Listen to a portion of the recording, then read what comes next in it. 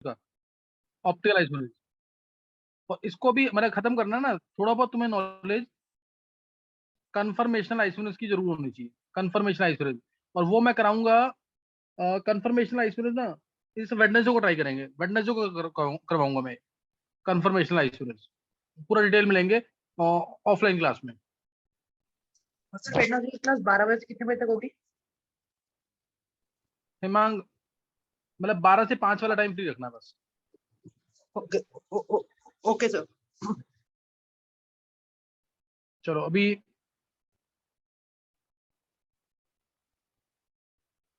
चलो नोट करना है अब।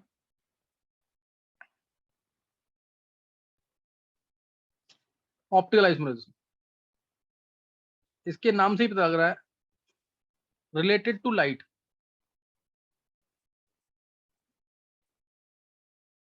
कुछ आइसोमर्स ऐसे होते हैं जो प्लेन पोलराइज्ड लाइट को, प्लेन पोलराइज्ड लाइट, इसको, जिसकी वाइब्रेशन सिर्फ एक ही प्लेन में होती है, जिसकी वाइब्रेशन सिर्फ एक ही प्लेन में होती है, उसको राइट में या लेफ्ट में रोटेट कर देंगे, उन्हें कहते हैं ऑप्टिकल आइसोमर्स। ऑप्टिकल यानी रिलेटेड टू लाइट। तो जैसे मैं एग्जांपल ले रहा हूं, मान लो कोई भी सोर्स ऐसा, ये है ऑर्डिनरी व्हाइट लाइट, जो ऑर्डिनरी व्हाइट लाइट को एमिट कर रहा है, जो ऑर्डिनरी व्हाइट लाइट को एमिट कर रहा है, कोई भी सोर्स, सन हो सकता है, रेज फ्रॉम सन हो सकती हैं, बल्ब हो सकता है, या फिर रॉड हो सकती है, ठीक है। तो ये ऑर्डिनरी व्हाइट लाइट है जिसकी वाइब्रेशन हर एक प्लेन में है, ऑर्डिनरी व्हाइट लाइट है जिसकी वाइब्रेशंस क्या है, हर एक प्लेन में है, मोनोक्रोमेटिक है, ये एक वेवलेंथ है इसके पास। तो अब इस लाइट को हम पास करते हैं निकोल प्रिज्म से, निकोल प्रिज्म जो कि कैल्साइट क्रिस्टल का बना होता है, निकोल प्रिज्म जो किससे बना होता है, कैल्साइट क्रिस्टल का।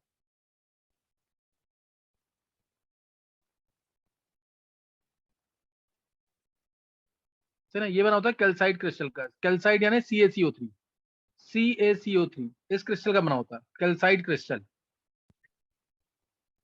तो अब जैसे ही हम इससे पास करेंगे, तो जो ये ऑर्डिनरी व्हाइट लाइट है जिसकी वाइब्रेशन हर एक प्लेन में है, जिसकी वाइब्रेशन हर एक प्लेन में है, इसमें से वही रेज इस निकोल प्रिज्म से पास हो पाएंगी जो इस प्लेन के, जो इसके निकोल प्रिज्म के प्लेन के पैरेलल है या इसमें लाई कर रही है, वही पास हो पाएंगी। बाकी सब, इनको, बाकी सबको ये रोक देगा, बाकी सबको ये निकोल प्रिज्म रोक देगा। तो अब लाइट जो आएगी यहाँ पे, उसकी वाइब्रेशन सिर्फ एक ही प्लेन में होंगी, जैसे ये है plane polarised light, plane polarised light जिसकी वाइब्रेशन अब एक ही प्लेन में, है ना, जिसकी वाइब्रेशन अब क्या है, एक ही प्लेन में। तो ये भी क्वेश्चन एनसीईआरटी में है और बोर्ड में आ सकता है, ऑर्डिनरी व्हाइट लाइट और प्लेन पोलराइज्ड लाइट में क्या डिफरेंस है। ऑर्डिनरी व्हाइट लाइट यानी जिसकी वाइब्रेशन क्या होंगी, हर एक प्लेन में होंगी, और प्लेन पोलराइज्ड लाइट जिसकी वाइब्रेशन सिर्फ कहाँ पे होंगी, एक ही प्लेन में होंगी। तो ना निकोल प्रिज्म से पास करने के बाद जो लाइट आएगी उसे बोलेंगे प्लेन पोलराइज्ड लाइट। अब इस लाइट को हम पास करेंगे, अब इस लाइट को हम पास करेंगे कहाँ से, इसको पास करेंगे हम पोलरीमीटर, एक डिवाइस है पोलरीमीटर, इससे पास करेंगे। ये पोलरीमीटर डिवाइस है, इससे पास करेंगे, और इसके अंदर सॉल्यूशन प्रेजेंट है किसकी, ऑप्टिकली एक्टिव सब्सटेंस की, जो मैं येलो से शो कर रहा हूँ, ये ऑप्टिकली एक्टिव सब्सटेंस है, इसकी सॉल्यूशन है पूरी, ये ऑप्टिकली एक्टिव सब्सटेंस, इसकी सॉल्यूशन है पूरी, ध्यान रखना चीज का, ये optically active substance, optically active substance है, ये इसकी सॉल्यूशन है। और ये डिवाइस जो है it is called as polarimeter, इसे क्या कहते हैं, पोलरीमीटर, ये है पोलरीमीटर।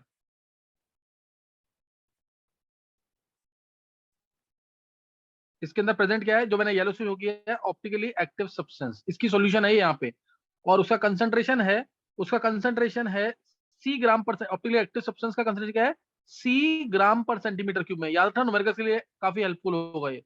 सी कंसंट्रेशन क्या है, सी ग्राम पर सेंटीमीटर क्यूब, और जो पोलरीमीटर डिवाइस की लेंथ है, यूनिट याद रखना जरूर, एल डेसीमीटर की लेंथ है, एल डेसीमीटर की लेंथ है। ये पोलरीमीटर डिवाइस है जिसके अंदर येलो से मैंने शो कर रखा है ऑप्टिकली एक्टिव सब्सटेंस, जिसका कंसंट्रेशन है C gram per centimetre cube, length of the polarimeter device is L decimetre, जो मैंने ग्रीन से शो कर रखा है। ग्रीन से शो किया है, यूनिट जरूर याद रखना इनकी। Length of the polarimeter tube क्या है, एल डेसीमीटर। कंसंट्रेशन क्या है ऑप्टिकली एक्टिव सब्सटेंस का, सी ग्राम पर सेंटीमीटर क्यूब।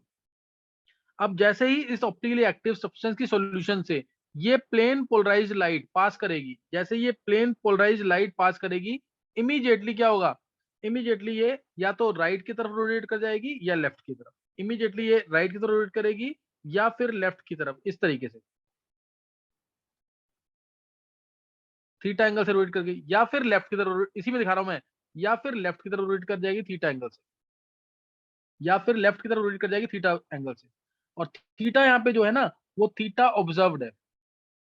थीटा यहाँ पे क्या है, theta observed, observed angle of rotation. Theta यहाँ पे क्या है, observed angle of rotation. Theta क्या है, ऑब्जर्व्ड एंगल ऑफ रोटेशन, ये याद रखना। ये थीटा ऑब्जर्व्ड है। यहाँ पे हम एनालाइजर से एनालाइज करते हैं इसको, यहाँ पे एनालाइजर लगा लगा के रखते हैं और उसको एनालाइज करते हैं। इसके आगे इस पॉइंट पे ना, यहाँ पे ऐसे एनालाइजर लगा होता है, जैसे निकोल प्रिज्म था ना, निकोल प्रिज्म था, पोलराइजर था, निकोल प्रिज्म पोलराइजर था, यहाँ पे हमने लगाया एनालाइजर। अगर ये पोलराइजर यानी निकोल प्रिज्म और ये एनालाइजर जिससे हम एनालाइज कर रहे हैं प्लेन पोलराइज लाइट को, अगर ये पोलराइजर और एनालाइजर दोनों एक दूसरे के पैरेलल हैं, दोनों एक दूसरे के पैरेलल हैं, पोलराइजर और एनालाइजर, तो इंटेंसिटी जो है लाइट की वो मैक्सिमम होगी। ये एनालाइजर है, निकोल प्रिज्म क्या है, पोलराइजर। दोनों अगर एक दूसरे के पैरेलल हैं तो इंटेंसिटी जो है लाइट की वो क्या होगी, मैक्सिमम होगी।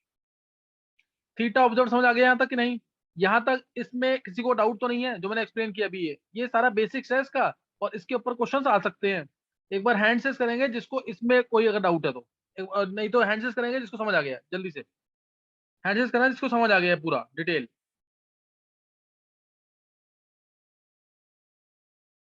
गर्व, शरद, गर्व, हरिंदर, आर्यमन, आर्यन, तिशा, कृष, हिमांग, निकिता, आन्या, अर्नव, नवनिका, नव्या, ध्वनि, कनिष्क, ध्रुव, नीलांश, नयन, छवि, ध्रुव, कृष्णा, नित्या, भव्या, चेतन, सिद्धि, देव, आर्यन, अर्जुन, बॉबी और सौम्या।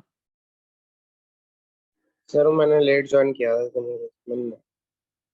अब तू एक बार चेक करियो खुद, लेट मत ज्वाइन किया करना अर्जुन क्लास के, और तुम्हें तो 1.5 घंटे पहले सर वो मैसेज मैंने भेज दिया मैंने मैसेज तुम्हें। अभी देखा था, मैं जरा टेस्ट कर रहा था। मैंने वही वही तो पता है ना, 9:30 10 बजे के आसपास क्लास होती है, तो और सर उसका मुझे ध्यान रखा कर। मैं देख इसलिए अभी देखा था मैंने, 10 बजे की कोई नहीं है तो। हम्म। चल अभी तू एक बार देख लियो जरूर, मैं एक बार हल्का सा रिपीट कर देता हूँ, देख जितना तेरे को समझ आता है। सही है Arjun? Okay sir.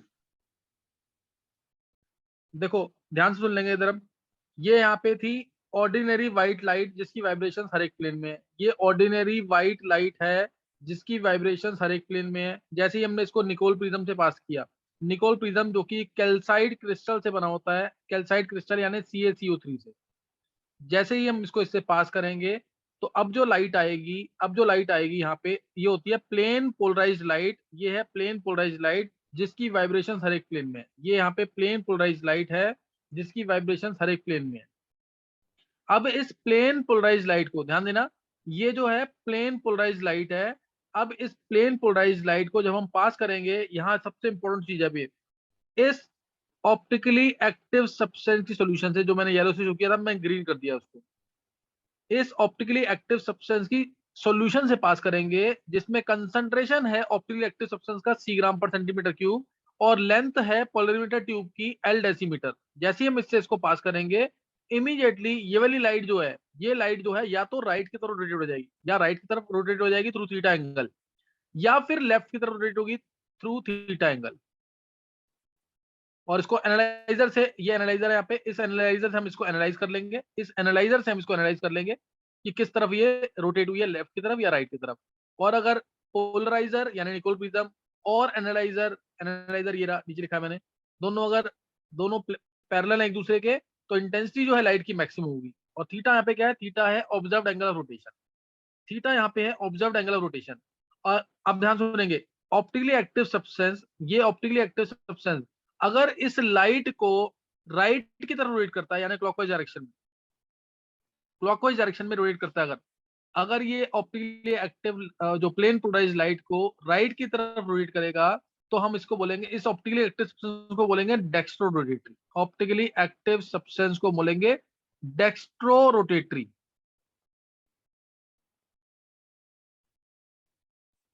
Dextro rotatory. और अगर optically active substance plane polarised light को लेफ्ट की तरफ रोटेट करेगा, तो लीवो रोटेटरी। Levo rotatory.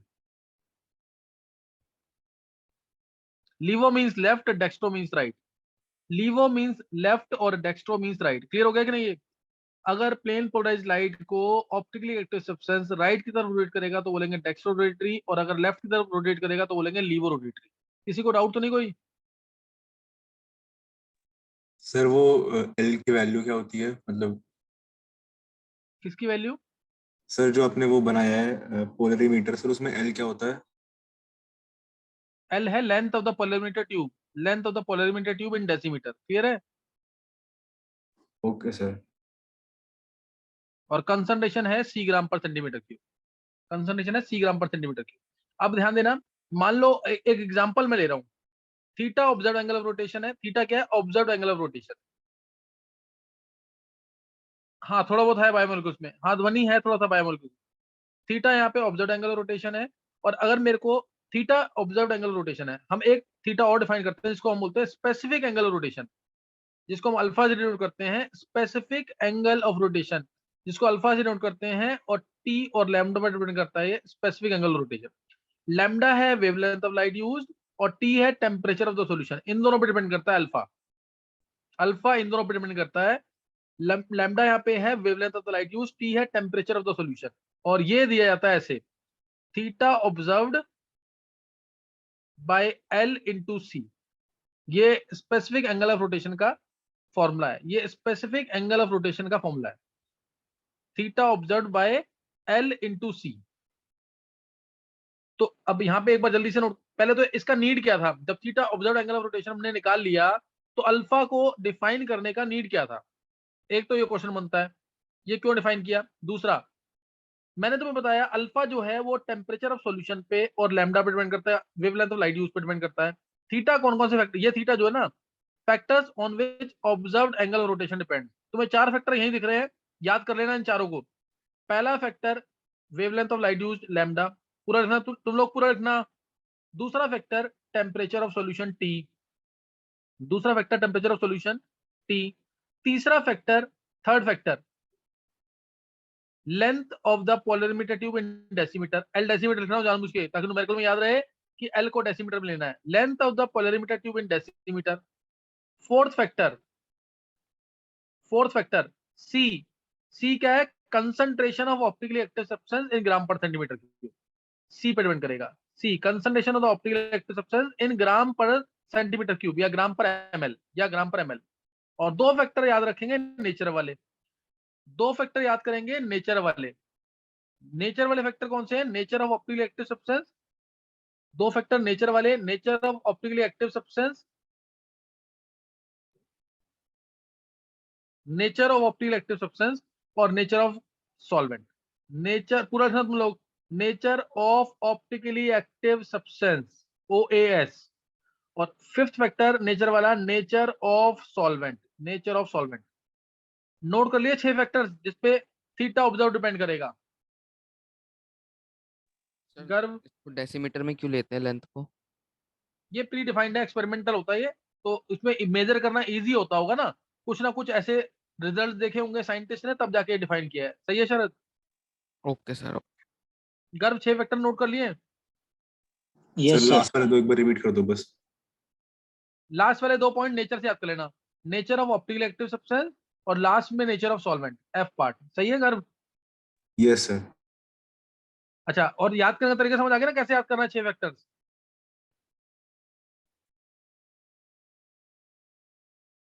गर्व?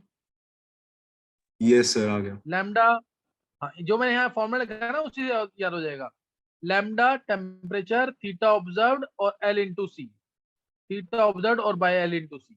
4 फैक्टर तो यही हो गए और 2 फैक्टर नेचर वाले। क्लियर है कि नहीं? है क्लियर है कि नहीं? Yes sir. तो ये यहाँ तक पूरा पढ़ना, तुम्हें ढंग से कुछ छोड़ना नहीं है। अब तुम में से कोई भी बता सकता है ये अल्फा को डिफाइन करने का क्या नीड था?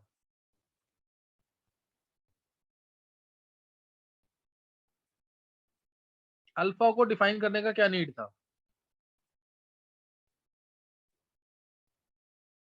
देखो, मान लो एक एग्जांपल ले रहा हूं मैं और डेफिनेशन लिखनी है अल्फा की।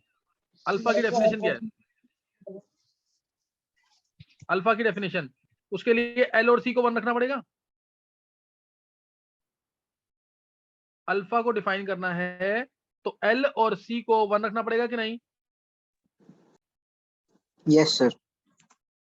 If L is equal to C is equal to 1, यानी लेंथ 1 डेसीमीटर है, concentration 1 gram per centimetre cube है, तो अल्फा जो है यानी specific angle of rotation will be equal to theta observe, will be equal to theta observe, यानी specific angle of rotation is equal to observed angle of rotation, specific angle of rotation is equal to observed angle of rotation if length of the polarimeter tube is 1 decimeter, length of the polarimeter tube is 1 decimeter, and concentration of optically active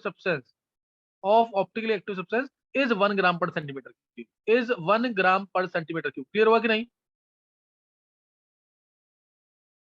L को और सी को 1 रखो तो alpha जो है वो theta observe के equal आएगा। यही मैंने डेफिनेशन में बोला है। If L is equal to C is equal to unity, then specific angle of rotation is equal to observed angle of rotation, then specific angle of rotation is equal to observed angle of rotation। Clear हो गया कि नहीं? है yes sir. चलो, और अब alpha को define करने का नीड क्या है, मैं एक छोटा सा इसका ना एक्सप्लेनेशन दे देता हूँ कि अल्फा क्यों डिफाइन किया गया था। मान लो सुक्रोज, सुक्रोज सबको पता है ऑप्टिकली एक्टिव होता है। सुक्रोज ले लो, ग्लूकोज ले लो, लैक्टोज ले लो, ये क्या ऑप्टिकली एक्टिव है कि नहीं? है जैसे मैंने तुम्हें बोला, सपोज मैंने तुम्हें बोला ग्लूकोज, ग्लूकोज लिया मैंने, तो ग्लूकोज यही होता है ना CH OH होल 4। हाल में इसमें थर्ड कार्बन पे चेंज होता है, मैं तुम्हें अभी नहीं बता रहा हूँ। 12th वाले बच्चों को पता होगा। ग्लूकोज ये ऑप्टिकली एक्टिव सब्सटेंस है। मैंने तुमसे बोला कि ग्लूकोज की सॉल्यूशन से तुम पास करो प्लेन पोलराइज्ड लाइट को, तो सबका जो थीटा ऑब्जर्व है वो सेम आएगा कि डिफरेंट आएगा? 40 बच्चे हैं क्लास में, मैंने सबको बोला कि तुम लोग अभी थीटा मेजर करो by passing plane polarised light through solution of an optically active substance से ग्लूकोज। ग्लूकोज की सॉल्यूशन बनाई यहाँ सबने, ग्लूकोज की सॉल्यूशन बनाई यहाँ पे पोलरीमीटर ट्यूब के अंदर, और सबने प्लेन पोलराइज्ड लाइट को पास किया इस ग्लूकोज की सॉल्यूशन से। सब का थीटा अलग आएगा कि सेम आएगा? सर अलग आएगा। सबका डिफरेंट आएगा ना। हर एक बच्चा जो कंसंट्रेशन बनाएगा, जो कंसंट्रेशन ग्लूकोज की बनाएगा वो डिफरेंट होगी, तो इसलिए प्लेन पोलराइज्ड लाइट जो पास करेगी इस सॉल्यूशन से वो डिफरेंट एंगल से रोटेट करेगी, डिफरेंट एंगल से रोटेट करेगी। समझिए कि नहीं? तो इसलिए नीड था, क्योंकि या तो क्या पता पोलरिमेट्री डिवाइस की लेंथ डिफरेंट हो, या तो ये होता है कंसंट्रेशन तो नेचुरली ये है कि डिफरेंट होगा, हर एक बच्चे का कंसंट्रेशन सेम नहीं बनेगा, डिफरेंट होगा। इसलिए नीड था अल्फा को डिफाइन करने का, ताकि हर एक बच्चे का क्या है, observed angle of rotation same आए। तो अल्फा को डिफाइन किया, अल्फा को इसलिए डिफाइन किया, एल एल को लेना था पोलरिमेट्री ट्यूब की जो लेंथ है उसको लेना था 1 डेसीमीटर, और जो कंसंट्रेशन तुम यहाँ पे लोगे ऑप्टिकली एक्टिव सब्सटेंस का वो कितना होना चाहिए? 1 gram per centimetre cube, 1 gram per centimetre cube होना चाहिए, तो सबका अल्फा सेम आएगा, यानी वो थीटा जो है सेम आ जाएगा।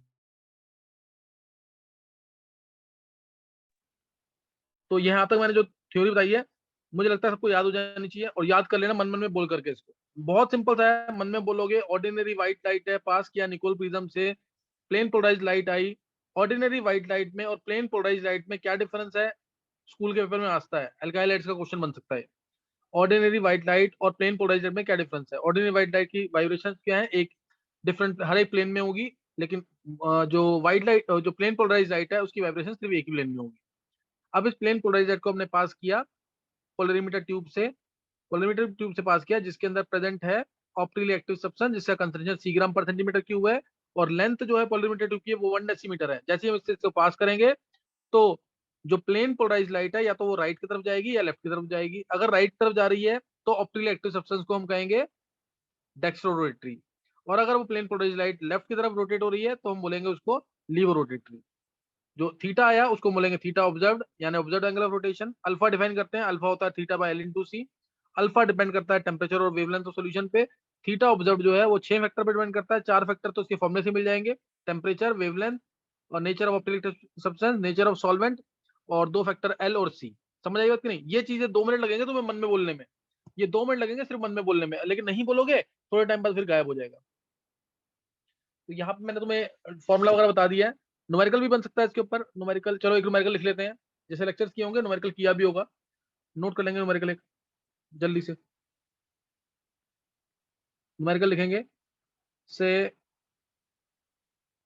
4 ग्राम ऑप्टिकली एक्टिव सब्सटेंस है, 4 ग्राम ऑप्टिकली एक्टिव सब्सटेंस है, कोई भी ग्लूकोज की सोल्यूशन होती है, कुछ भी होता है। इसको डिसॉल्व किया मैंने, इसको डिसॉल्व किया है इन से 0.4 लीटर सॉल्यूशन के अंदर, 0.4 लीटर सॉल्यूशन में डिसॉल्व किया। 4 ग्राम ऑप्टिकल एक्टिव सब्सटेंस को 0.4 लीटर सॉल्यूशन में डिसॉल्व किया, due to which PPL rotates by, PPL rotates by, PPL passing जो थी that rotates by angle, an angle of से 50 डिग्री, बाय 50 डिग्री। पीपीएल जो पास करती है सॉल्यूशन से वो रोटेट कर जाती है 50 डिग्री से, 50 डिग्री से वो रोटेट कर जाती है पीपीएल। तुम्हें निकालना है find, find first part alpha, alpha, और गिव, या एक सेकंड पार्ट भी लिख देंगे, सर टेम्परेचर व्हाट केल्विन में हैपन। लेंगे ना? टेम्परेचर कहीं यूज होगा क्या? टेम्परेचर न्यूमेरिकल करते समय यूज होगा कहीं? No sir. व्हाट, फिर क्यों पूछ रहा है? वैसे तो टेम्परेचर केल्विन में लेंगे, लेकिन यूज नहीं है कोई इसका यहाँ पे। What is the effect, what is effect on theta and alpha, theta and alpha if, second part के लिए, A length is doubled, B concentration is tripled, both are doubled। Sir एक बार हाँ क्वेश्चन रिजॉइन, रीड कर देना। एक बता रहा हूँ अर्जुन, रुको, बोथ आर डबल्ड, और रिजॉइन करना है अभी, थोड़ी देर के लिए करना है, 15-20 मिनट के लिए रिजॉइन करना है इसके बाद। 4 ग्राम ऑप्टिकल एक्टिव सब्सटेंस है, अर्जुन सुन ले एक बार, 4 ग्राम ऑप्टिकल एक्टिव सब्सटेंस है, इसको डिसॉल्व किया 0.4 लीटर सॉल्यूशन के अंदर, जिसकी वजह से पीपीएल जो पास कर रही थी वो रोटेट कर जाती है 50 डिग्री से। तुम्हें निकालना अल्फा की वैल्यू क्या होगी, तुम्हें निकालना अल्फा की वैल्यू क्या होगी, यानी पूरा नाम लिखना तुम लोग, स्पेसिफिक एंगल ऑफ रोटेशन क्या होगा, स्पेसिफिक एंगल ऑफ रोटेशन क्या होगा। अच्छा तुम सबको सर रेसिक इसमें मिक्सचर पता है ना क्या होता है? रेसमिक मिक्सचर सबको पता है कि क्या होता है कि नहीं? Yes sir. रेसमिक मिक्सचर सबको पता होना चाहिए। अब तुम्हें निकालना what is the effect on theta and alpha if length is doubled, concentration is tripled, both are doubled. निकालेंगे जल्दी से आंसर। सर इसमें एल की वैल्यू नहीं दी हुई। अच्छा एल की वैल्यू नहीं दिया, एल की वैल्यू नोट कर लेंगे, से एल इज 100 सेंटीमीटर, एल ले लो 100 centimetre. Length of the polarimeter tube is 100 centimetre, length of the polarimeter tube is 100 centimetre. निकालेंगे जल्दी से।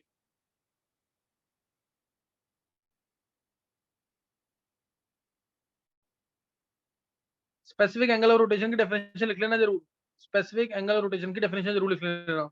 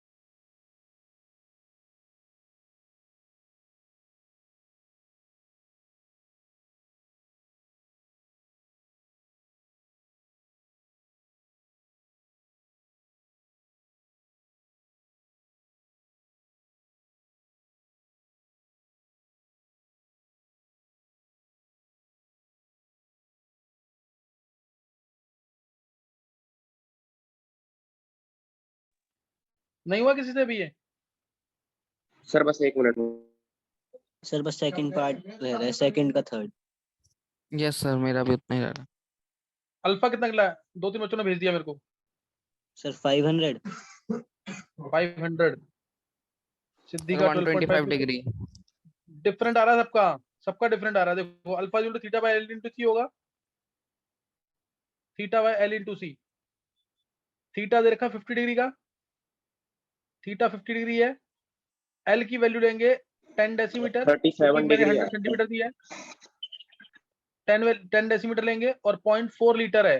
0.4 litre, 4 gram substance 0.4 litre. 0.4 litre means 400 ml, सही ना? 400 ml हो जाएगा। 4/400, 4/400, तो ये आ जाएगा 1/100। 100 ऊपर जाएगा तो ये आ रहा है आंसर कितना आएगा? 500। 500। ये किससे बोला था? सर गर्भ। गर्भ सिंगल ने। Yes sir.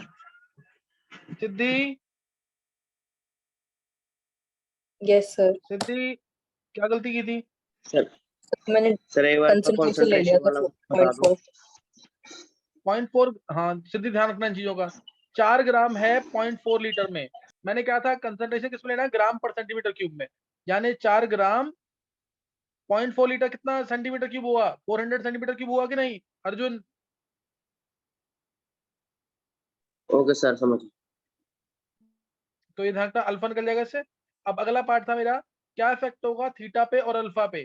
थीटा पे और अल्फा पे क्या इफेक्ट होगा अगर एल को डबल किया? अर्जुन बोल, एल को डबल किया थीटा और अल्फा पे क्या इफेक्ट होगा? अर्जुन। सर 1 मिनट निकाल। सर 1 मिनट निकाल। नहीं, इसमें निकालने का कुछ है ही नहीं, इसमें निकालने का थोड़ी है कुछ। सर एंगल डिक्रीज करेगा। गर्भ तेरे को बोलना है, गर्भ single. No effect. Sir theta theta बढ़ जाएगा और अल्फा कम हो जाएगा। चलो अभी तक जिन बच्चों ने आंसर दिया किसी का भी सही नहीं है। 12th वाले बच्चों में से देना किसी को आंसर। सर नो इफेक्ट है आंसर। मैंने सुन लिया शरद तेरा। और सर थीटा डबल हो जाएगा, अल्फा सेम रहेगा। ये सही है, हिमांक का बिल्कुल सही है। देखो एल को अगर मैंने डबल किया, एल को मैंने डबल किया तो एल तो इधर जाएगा ना थीटा के लिए। अल्फा पे तो कोई इफेक्ट होना ही नहीं किसी का भी, एल और सी का। क्यों? मैंने तो अल्फा को प्री डिफाइन कर रखा है ना, एल और सी 1 होने चाहिए। तो अगर हमने एल को डबल किया तो थीटा डबल हो जाएगा, अल्फा पे नो इफेक्ट। अगर मैंने सी को ट्रिपल किया तो थीटा ट्रिपल हो जाएगा, अल्फा पे नो इफेक्ट। अगर मैंने दोनों को डबल किया तो थीटा 4 टाइम्स हो जाएगा, अल्फा पे नो इफेक्ट। समझ आ गया कि नहीं ये अर्जुन? यस सर आ गया। थीटा अल्फा डबल हो। Yes sir. ये मुश्किल था क्या अर्जुन? ये सिंपल सा क्वेश्चन था, क्यों दिमाग नहीं लगा पा रहे हो? गर्भ सिंगल, गर्भ। सर वो थोड़ी गलती हो गई थी। ये गलती थोड़ी होनी चाहिए। मैं पढ़ाते समय मैंने 3 बार रिपीट किया है। गर्भ 3 बार रिपीट किया कि नहीं पूरा? Yes sir. Yes sir. फिर आना चाहिए था ना। गर्भ गर्भ मंगला तेरा क्यों नहीं निकला आंसर? सर ये वाला रिलेट नहीं कर पाया था। गर्भ तेरे मतलब तेरे को समझ नहीं आ रही बिल्कुल। तेरे को तू पता, गर्भ थोड़ा सा ना कुछ एक्सरसाइज वगैरह कर तू ब्रेन की, क्योंकि तू गड़बड़ कर रहा है। ये तेरे लिए बहुत छोटी चीजें थी पहले 9th 10th में, ये तू आराम से निकाल लेता था। गर्भ समझ गया कि नहीं? Yes sir. कुछ ना कुछ तेरे को करना पड़ेगा, क्योंकि तू पता नहीं आंसर नहीं दे पा रहा है इस साल। मैं बात करूंगा तेरे से गर्भ बाद में। Okay sir. चलो अभी ये क्वेश्चन हो गया यहाँ पे। आज एक बार रिजॉइन कर लेंगे, फिर अब आगे मैं एक्सेस और सिमेट्री सर बताऊंगा तुम्हें। सी का हाँ बोलो। 125 डिग्री है लास्ट का। लास्ट का थीटा और सी वो पार्ट निकालना है। थोड़ी है, वो तो सी डबल को कर देगा तो निकाल ले तू आंसर वो करके, वो कोई फर्क थोड़ी पड़ना है उसमें। मैंने एक निकालना सिखा दिया, बाकी तो निकल जाएंगे ना वो। Yes okay. हाँ